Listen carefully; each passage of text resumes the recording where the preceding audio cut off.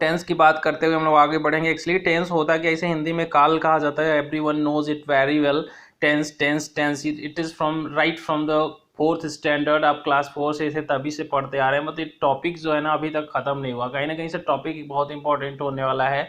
और मैं आपको बता दूं टेंस को आप एग्जैक्टली समझिए अपने सिलेबस के अकॉर्डिंग। यहाँ पे आपको ट्रांसलेशन नहीं करना है, यहाँ पे केवल दो चीज़ें जाननी है कि वर्ब की कौन सी फॉर्म कहाँ पर यूज होगी और कौन सा हेल्पिंग वर्ब यूज होगा। अगर ये दो चीज़ें आप जान जाते हैं तो टेंस इज राइट देयर और आप इसका क्वेश्चन मल्टीपल चॉइस बेस्ड कर पाएंगे। ठीक है, बात करते हैं इसके डेफिनेशन की, फिर हम बात करेंगे आगे। It can be defined as the form of the verb. ये वर्ब का एक ऐसा फॉर्म को शो करता है ना, उसी को इंडिकेट करता है। विच शोज, ये दिखाता है, वर्ब का ऐसा फॉर्म जो ये दिखाए the time and the state of an action, किसी भी कार्य के होने के समय को या होने की स्थिति या दशा को दर्शाने वाले वर्ब के फॉर्म को ही हम टेंस कहते हैं। मैं आपको बता दूं टेंस एप्लीकेबल है एक एवरी सिंगल सेंटेंस पे। हम दुनिया का कोई भी सेंटेंस बनाते, लिखते, पढ़ते, बोलते हैं तो उसमें टेंस की यूज होती है। टेंस की मदद से या तो वाक्य बनेंगे या तो मॉडल की मदद से बनेंगे। तो first of all you need to know कि वर्ब की ऐसी फॉर्म जो ये शो करे कि कार्य कब हुआ है, मतलब एक्शन जो हुआ है उस वाक्य के अंदर। देखिए विदाउट एक्शन कोई सेंटेंस नहीं बन सकता, मतलब विदाउट वर्ब कोई वाक्य बन ही नहीं सकता है। वर्ब एक इंपॉर्टेंट और इसेंशियल इंग्रेडिएंट होता है एक सेंटेंस का, राइट। उसके बिना सेंटेंस का हम इमेजिन नहीं कर सकते, बैकबोन होता है एक सेंटेंस का वर्ब। तो वर्ब की फॉर्म जो समय को दर्शाए उसी को टेंस बोलते हैं। ठीक है, इसको हिंदी में भी मैंने लिखा है कि टेंस से किसी कार्य या घटना के समय का बोध होता है, मतलब किसी भी कार्य या घटना के होने के समय का ये बोध कराता है। बात करें टेंस की तो it is mainly of three types, present, past and future. आप बहुत पहले से पढ़ते आ रहे हैं। प्रेजेंट मीन्स वर्तमान काल, पास्ट मतलब बीता हुआ समय जिसे भूतकाल कहते हैं, फ्यूचर मतलब भविष्य में होने वाली चीजें जिसे हम भविष्य काल कहेंगे, है ना। तो कहीं ना कहीं से भूतकाल और ये सारी चीजें आपको ये जानना है कि प्रेजेंट, पास्ट और फ्यूचर क्या होते हैं। एंड अब बात करेंगे कि ये जो ईच वन ऑफ देम है ना, ये तीनों जो है ना they are further classified into 4 sub parts. इनको सबको ना ईच एंड एवरी वन को इसमें करते क्या है, अगले 4 सब पार्ट्स में भाग में बांटे हैं। तो कहीं ना कहीं से इस 4 सब पार्ट्स को थोड़ा सा समझ लेंगे तो हमारे लिए आसान होगा। सिंपल का मतलब वो होता है कि देखिए जब भी हम टेंस की बात करें तो एक्शन पे आपका फोकस जाना चाहिए। एक्शन, अगर एक्शन इंडेफिनिट है मतलब अनिश्चित है, जो बार बार घटित हो जाता है, रिपीट हो जाता हो, है ना। जैसे कि मैं सुबह न्यूज़पेपर पढ़ता हूँ, अखबार पढ़ता हूँ, तो ये ऐसा एक एक्टिविटी है जो बार बार होता है ऑन अ डेली बेसिस। मैं रोज पढ़ता हूँ, राइट। मैं अगर मैं टाइम्स ऑफ इंडिया डेली पढ़ता हूँ तो it is something a kind of action जो मतलब that usually takes place again and again, है ना। तो ये सारी चीज़ें इनडेफिनिट का मतलब दैट इज नॉट डेफिनिट, जो निश्चित ना हो, जो बार बार रिपीट होता हो, यूजुअल हैबिचुअल एक्शन को हम इनडेफिनिट बोलते हैं। और ये प्रेजेंट में भी हो सकता है, पास्ट में, फ्यूचर में भी हो सकता है, राइट। प्रोग्रेसिव की बात करेंगे। प्रोग्रेसिव का मतलब होता है कि at the time of speaking when an action is in progress, when action is going on, जब कोई कार्य न जारी हो, चलता रह रहा हो हमारे बोलते समय, तो उसको हम प्रोग्रेसिव बोलते हैं। इनके मतलब रहा रही से इस सारे सेंटेंसेस का अंत होता है। रहा रही के साथ है लग जाए तो प्रेजेंट है, था लग जाए तो पास्ट, फ्यूचर का मतलब होगा लग जाएगा। मतलब at the time of speaking, बोलते समय अगर आपका कोई काम जारी हो रहा है तो उसे हम क्या बोलेंगे, प्रेजेंट, प्रोग्रेसिव या कंटिन्यूअस बोलेंगे। ठीक है ना। परफेक्ट, परफेक्ट की बात करेंगे। Perfect tense that means the work is complete. And अगर कोई वर्क कंप्लीट हो गया है और हाल ही में कंप्लीट हुआ है ना तो उसे परफेक्ट बोलते हैं। परफेक्ट मतलब कि पूर्ण या पूरा होना के अर्थ में होता है। और परफेक्ट कंटिन्यूअस का मतलब कि एक्शन से ही बात की जा रही। सपोज एक एक्शन है जिसमें से आधा पूरा हो चुका है ना, आधा कंप्लीट हो चुका है और आधा अभी चल रहा है, ठीक है ना, जारी है। तो ऐसे सेंटेंसेस को हम प्रेजेंट परफेक्ट कंटिन्यूअस या पास्ट परफेक्ट कंटिन्यूअस या फ्यूचर परफेक्ट कंटिन्यूअस में रखेंगे, जिसमें काम का जो आधा हिस्सा है वो पूरा हो चुका है, अभी बाकी चल रहा है। ठीक है, देखिए दुनिया का कोई भी सेंटेंस है, मैं थोड़ा सा आपको समझाने की कोशिश कर रहा हूँ कि उसके स्ट्रक्चर को अगर आप समझ जाते हैं ना तो फिर आपको लिखने पढ़ने बोलने में दिक्कत नहीं आती है। सेंटेंसेस कोई भी हो तो वो सेंटेंसेस के स्ट्रक्चर्स पे फोकस करिए। स्ट्रक्चर एक बार आ गया तो आप सेंटेंसेस में उस स्ट्रक्चर में वर्ड्स को बदल बदल करके डिफरेंट डिफरेंट सेंटेंसेस बना सकते हैं। टेंस के टोटल स्ट्रक्चर अगर हम बात करें, देखिए टेंस 3 भाग में बटा, तीनों बाकी आगे 4 सब पार्ट में बटे, टोटल 12 हो गए ना। 3 into 4, तो ये हो गया। अब मॉडल्स की मदद से भी कुछ सेंटेंसेस बनते हैं, जैसे can, could, may, might, should, would की मदद से, तो वो टोटल स्ट्रक्चर्स 13 है। They are 13 in number in English, right. तो कोई भी दुनिया का सेंटेंस हो ना, आप देखोगे तो इन्हीं स्ट्रक्चर्स पे बेस्ड होते हैं, टोटल मिलाकर के 25 हो जाएंगे। तो 25 स्ट्रक्चर्स की मदद से हम सेंटेंसेस बनाते हैं। तो क्यों ना हम टेंस को आज कवर कर लेते हैं। टेंस जो है आपके लिए बहुत इंपॉर्टेंट टर्म होने वाला है, क्योंकि इससे परीक्षा में क्वेश्चन बनेगा। वर्ब की कौन सी फॉर्म और कौन सा स्ट्रक्चर यूज होगा, मेनली देखिए जो बेसिक और मास्टर रूल है ना, वो ध्यान में आपको जरूर रखना है। कि वह देखिए शॉर्ट में इस टॉपिक को कवर कर रहा हूँ, लेकिन ये टॉपिक लेंथी होता है और थोड़ा सा टाइम लगता है इसको पढ़ने में, लेकिन हम उसी एग्जामिनेशन पॉइंट ऑफ व्यू से पढ़ रहे हैं कि एमसीक्यूज अच्छे से पास क्लियर कर पाए, ठीक है ना। चलिए, तो यहाँ पे दिया कि सब्जेक्ट, वर्ब और ऑब्जेक्ट हम कौन सा, मतलब ये जो ना एक स्टैंडर्ड एक ऑर्डर होता है, एक सेंटेंस अगर अफर्मेटिव में रहता है या मतलब स्टैंडर्ड फॉर्म में रहता है, तो सब्जेक्ट पहले आता है, फिर वर्ब आता है, फिर ऑब्जेक्ट या कॉम्प्लीमेंट आता है। और वर्ब मैं आपको बता दूं अकेले नहीं आता है, इसका हेल्पिंग वर्ब और मेन वर्ब दोनों एक साथ आते हैं, है ना। तो अलग अलग सेंटेंसेस में अलग अलग केस होता है, स्ट्रक्चर अलग अलग होता है, ठीक है। दो चीजें आप बिल्कुल ध्यान रखिएगा, तभी आप एमसीक्यू कर पाएंगे। जैसे वर्ब की कौन सी फॉर्म किस टेंस में लग रही है। वर्ब की फॉर्म मैं आपको बता दूं V1 to B5 रोटेट होती रहती है। जैसे सब्जेक्ट के बाद हमेशा वर्ब आता है अगर वाक्य अफर्मेटिव में है तो वर्ब जो है ना हमेशा V1 से B5 रोटेट होता रहे। वर्ब मतलब रूट फॉर्म, वर्ब की फर्स्ट फॉर्म, सेकेंड फॉर्म मतलब पास्ट फॉर्म, थर्ड फॉर्म उसे पास्ट पार्टिसिपल फॉर्म कहते हैं। वर्ब की फोर्थ फॉर्म का मतलब आईएनजी फॉर्म से लिया गया है। और एस या एस वर्ब की फॉर्म जो होती है उसे हम वर्ब की पांचवी फॉर्म कहते हैं। और वर्ब देखिए टोटल हेल्पिंग वर्ब टेंस में कौन कौन से यूज होते हैं ये ध्यान दीजिएगा। बी फॉर्म में इज, एम, आर, वॉज, वर आ जाएगा। हैव फॉर्म में हैज, हैव, हैड आ जाएगा, ठीक है ना। उसके साथ हैज, हैव के हैड के साथ बीन भी जुड़ता है, तो भी हेल्पिंग वर्ब में आप समझिएगा। डिड, डू जो है ना, डू, डज, डिड, ये सारे यही टोटल वर्ड्स हेल्पिंग वर्ब के रूप में यूज होते हैं, जो एक मेन वर्ब को हेल्प करते हैं। मेनली हेल्पिंग वर्ब्स के नाम से जाने जाते हैं। चलिए बात करते हैं कि what are the various structures, जिनको अगर हम जान ले एक नज़र में तो हमें टेंस क्लियर हो जाएगा और हम इस पे एमसीक्यूज कर पाएंगे। तो देखिए स्ट्रक्चर्स हम एक नज़र में पढ़ेंगे। तो सबसे पहला जो सेंटेंस है, जैसे टेंस का जो क्लासिफिकेशन हुआ है, तो प्रेजेंट इंडेफिनिट या प्रेजेंट सिंपल टेंस जिसे कहते हैं, तो इसमें दो तरह के स्ट्रक्चर यूज होते हैं, आप लोग जरूर ध्यान दीजिएगा। पहले स्ट्रक्चर में हमें is, am, are, has, have, subject को पहले रखना है, is, am, are, has, have ला करके अदर वर्ड्स ला देना। देखिएगा यहाँ पर यही मेन वर्ब का काम करता है। ये जो वर्ब है ना यही, जैसे कि वह खुश है तो ही इज हैप्पी, अगर वो एक डॉक्टर है तो ही इज अ डॉक्टर, मतलब इज के बाद कोई वर्ब नहीं आ रहा है, मतलब इज ही मेन वर्ब का काम कर रहा है, राइट। आपको बस ये ध्यान देना है। तो इसे हम टाइप 1 के रूप दिए हैं, ये टाइप 1 प्रेजेंट इंडेफिनिट का होता है। इसमें कोई एक्शन डिनोटिंग वर्ड नहीं होता है, केवल स्थिति दर्शाई जाती है, स्टेट ऑफ एन एक्शन। मतलब विदाउट वर्ब तो वाक्य बनेगा नहीं, तो इसी को वर्ब मान लेंगे, इज, एम, आर और हैज, हैव को।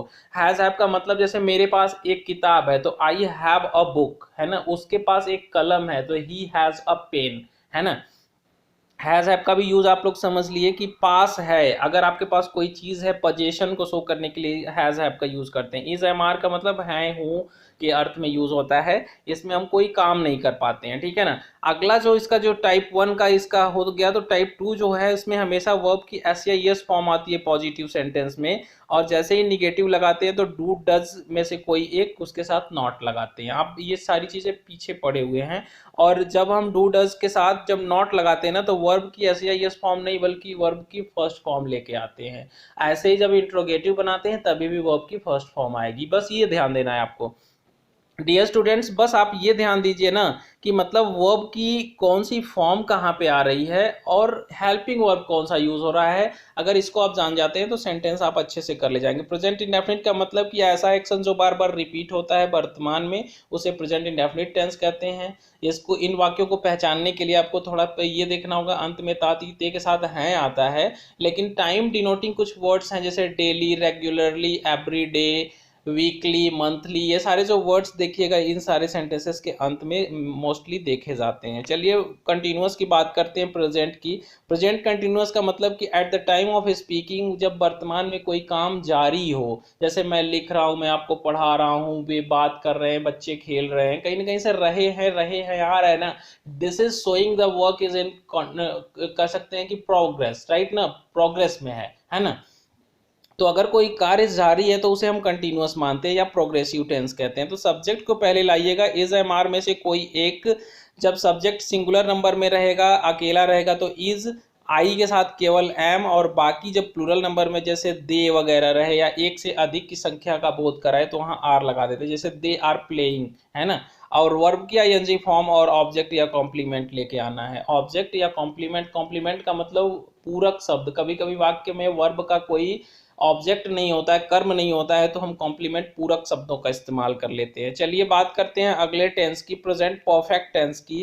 As the word is giving us the meaning, कि जैसे कि परफेक्ट का मतलब कि वर्तमान में कोई वर्क पूरा हो गया हो, उसका असर अभी बरकरार हो, हाल ही में कंप्लीट हुआ हो, तो उसे हम प्रेजेंट परफेक्ट टेंस कहते हैं।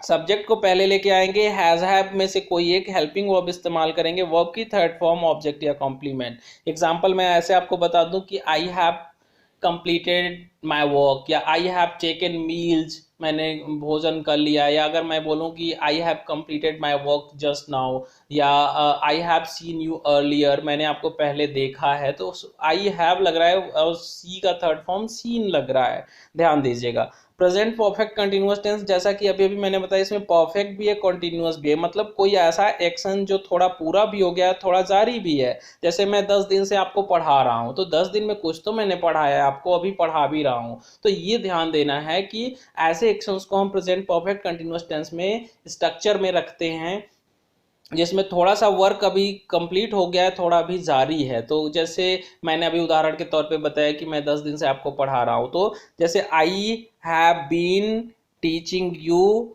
कह सकते हैं फॉर 10 डेज। ओके, ये आपका सेंटेंस का ये राइट स्ट्रक्चर होगा, ठीक है, ये ध्यान दीजिएगा। बात करते हैं अगले टेंस की, जो है आपका पांचवा, जिसे पास्ट इंडेफिनिट कहेंगे। पास्ट इंडेफिनिट में सब्जेक्ट, फिर वॉज वर, और इसका जो टाइप वन है, जैसे मैंने प्रेजेंट में टाइप वन बताया, वॉज वर या हैड में से कोई एक यूज कर लेंगे। जैसे मेरे पास कुछ किताबें थी तो आई हैड सम बुक्स, है ना, इसमें कोई एक्शन नहीं हो रहा है, तो ये टाइप वन मैंने बना दिया, अदर वर्ड्स को आप रख दीजिएगा। जैसे वह बिजी था, ही वॉज बिजी, अब वाज लग जाने से वर्ब की आईएनजी फॉर्म कोई जरूरी नहीं है लग जाएगा, जब वाज मेन वर्ब के रूप में आएगा तो वर्ब की आईएनजी फॉर्म नहीं आएगी वहां पर। इसका जो टाइप टू है वो वर्ब की हमेशा सेकेंड फॉर्म लेके आता है, ये ध्यान देने योग्य बात है आपको। जैसे मैं कल उसको देखा, I saw him yesterday, right, see का सेकंड फॉर्म आपका सॉ हो जाएगा, राइट। तो ये ध्यान दीजिएगा, वर्ब की सेकंड फॉर्म पास्ट इंडेफिनिट में आती है। जब भी हम इसको नेगेटिव बनाते हैं तो डिड के साथ नॉट लगाते हैं, फिर वर्ब की फर्स्ट फॉर्म ला देते हैं, ये ध्यान दीजिएगा। और इंट्रोगेटिव सेंटेंस में भी हमेशा वर्ब की फर्स्ट फॉर्म आती है, हमेशा याद रखिएगा। वर्ब की फॉर्म और हेल्पिंग वर्ब याद कर लोगे, आपका एमसीक्यू सॉल्व हो जाएगा। इसके बाद एमसीक्यू मैं कराता हूं आपके लिए। देखिए, जो आपका जो पास्ट कंटिन्यूअस फॉर्म है ना, मतलब you are talking about the past actions that was going on, मतलब जो जारी था, काफी लंबे समय तक जारी रहा है बोलते समय। ऐसे सेंटेंसेस में हम सब्जेक्ट वाज वर्ब और वर्ब की आईएनजी फॉर्म लेके आते हैं, फिर उसमें एस या ईएस लगाते हैं, सॉरी वर्ब की आईएनजी फॉर्म लाते हैं, फिर ऑब्जेक्ट या कॉम्प्लीमेंट को जगह देते हैं। Is that okay? आगे बढ़ते हैं। Past perfect tense it is again ऐसा ही है, जैसे परफेक्ट टेंस जहां कहीं भी आए वहां पे वर्ब की थर्ड फॉर्म आएगी, याद रखिएगा। कंटिन्यूअस का मतलब वर्ब की आईएनजी फॉर्म लेके आएगा। तो बस आपको ये ध्यान देने योग्य बात है कि परफेक्ट टेंस का मतलब वर्ब की थर्ड फॉर्म तो श्योर होनी चाहिए। तो यहाँ पे सब्जेक्ट और हैड प्लस वर्ब की थर्ड फॉर्म आ जाएगी, ऑब्जेक्ट या कॉम्प्लीमेंट रख लेंगे। जैसे कि मैं लिख चुका था तो आई हैड रिटन, है ना, मैं अपना काम कर चुका था तो I had completed my work, right. आगे बढ़ते हैं, past perfect continuous tense. Again इसमें थोड़ी बात कंप्लीट हो गई है, काम का कुछ हिस्सा कंप्लीट हो गया था, कुछ जारी भी था, लेकिन पास्ट में। तो इसमें subject plus had been use करेंगे, और आपको वर्ब की आईएनजी फॉर्म, ऑब्जेक्ट या कॉम्प्लीमेंट सिंस फॉर का यूज करेंगे। अगर निश्चित समय की बात की जा रही तो आपको सिंस यूज करना, जैसे 1950 से या 2015 से। और अगर हम कहें 10 दिनों से तो फॉर 10 डेज, है ना। तो सिंस फॉर का यूज आप पहले भी पढ़े होंगे, थोड़ा सा और यहाँ पे ध्यान दीजिएगा। अगर नहीं समझ में आता है कमेंट करके बताइए, अगेन आपको वीडियोस बनाई जाएंगे इस पे। फिर हम बात करते हैं फ्यूचर इंडेफिनिट टेंस की। अगेन यहाँ पे दो स्ट्रक्चर्स मिलेंगे आपको, सब्जेक्ट प्लस शैल और विल के साथ बी लगेगा, फिर अदर्स वर्ड आ जाएंगे। जैसे ही shall be in the office, अगर हम कहें कि he will be in the office, या I shall be in the market, तो कहीं ना कहीं से ये फ्यूचर की बात हो रही है। यहाँ पर हम कोई एक्शन नहीं डिनोट कर रहे हैं, बस स्थिति को दर्शा रहे हैं, इसे हम स्टेट ऑफ बीइंग बोलते हैं। इसमें भी हैव का यूज कर सकते हैं, शैल हैव, विल हैव। जैसे I will have a laptop, मेरे पास एक लैपटॉप होगा, तो यहाँ पे बस ना एक्शन नहीं दिखाया जा रहा है, स्थिति को बताई जा रही है, तो ये टाइप 1 हो जाता है। टाइप 2 में हमें सब्जेक्ट प्लस शैल हैव, शैल और विल में से कोई एक लाना है, वर्ब की फर्स्ट फॉर्म लेके आनी है, फिर आपका क्या हो जाता है, ऑब्जेक्ट या कॉम्प्लीमेंट। ध्यान दीजिएगा। फिर फ्यूचर कंटिन्यूअस टेंस आता है, जिसमें हमें फिर अगेन वर्ब की आईएनजी फॉर्म लानी होगी, क्योंकि कंटिन्यूअस जहां कहीं भी रहेगा आपको वर्ब की आईएनजी फॉर्म हेल्पिंग वर्ब शैल या विल में से कोई एक यूज करेगा। देखिए आई और वी के साथ शैल यूज किया जाता है जनरली, और बाकी के साथ विल, लेकिन स्पोकन इंग्लिश में तो सबके साथ विल ही यूज होता है। It is acceptable to all of the people, कह सकते हैं सब लोग लगभग यूज ही कर रहे हैं आजकल, है ना। तो शैल का यूज नेग्लिजिबल टाइप का हो गया। फ्यूचर परफेक्ट टेंस का मतलब फ्यूचर में अगर कोई काम पूरा हो चुका है तो उस केस में जैसे सब्जेक्ट पहले लाइएगा, शैल या विल में से कोई एक, फिर हैव, फिर वर्ब की थर्ड फॉर्म या ऑब्जेक्ट कॉम्प्लीमेंट अंत में रखेंगे। ठीक है, लास्ट देखते हैं structure future perfect tense. Future perfect continuous tense में सब्जेक्ट लाएंगे शैल और हैव और विल हैव में से कोई एक, फिर वर्ब की आईएनजी फॉर्म, फिर ऑब्जेक्ट या कॉम्प्लीमेंट। सिंस फॉर आप याद कर लीजिए कैसे यूज करना है, निश्चित समय तो सिंस, और अगर पीरियड ऑफ टाइम है तो फॉर यूज होता है। कुछ एग्जांपल्स करेंगे जिसमें हम टेंस को आइडेंटिफाई करने की कोशिश करेंगे। पहला एग्जांपल है जैसे कि I wrote the letter in his presence, right, मैंने पत्र लिखा उसके उपस्थिति में। तो देखिए यहाँ पर सब्जेक्ट आई है, वर्ब जो है राइट का सेकेंड फॉर्म रोट है। तो अभी अभी देखा मैंने, आपको दिखाया था स्ट्रक्चर में कि मतलब वर्ब की second form past indefinite tense में आती है, तो ये पास्ट इंडेफिनिट टेंस का वाक्य हो गया, क्योंकि सब्जेक्ट के बाद वर्ब की सेकेंड फॉर्म अगर आ जाती है तो आपको पास्ट इंडेफिनिट मानना है। अभी इसी को नेगेटिव बनाना है तो डिड नॉट के साथ राइट लिख दिया जाएगा, रोट को फर्स्ट फॉर्म में लाके राइट लिख देंगे। आप पहले से पढ़ें, थोड़ा टेंस को दोहराइए इस चीज़ों को, और आपको और भी वीडियोस दिए जाएंगे।